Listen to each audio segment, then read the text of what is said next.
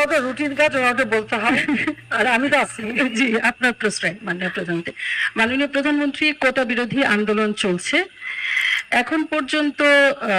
মুক্তিযোদ্ধাদের অনেকে, আজকে সকালেও একজনের সঙ্গে কথা হচ্ছিল যিনি মীর কাসিম আলীর সাক্ষী দিয়েছেন, তার সাক্ষ্য প্রমাণের ভিত্তিতে খুবই শক্তিশালী সাক্ষী। আমি তার নিরাপত্তার স্বার্থে এখানে নাম পরিচয় বলছি না।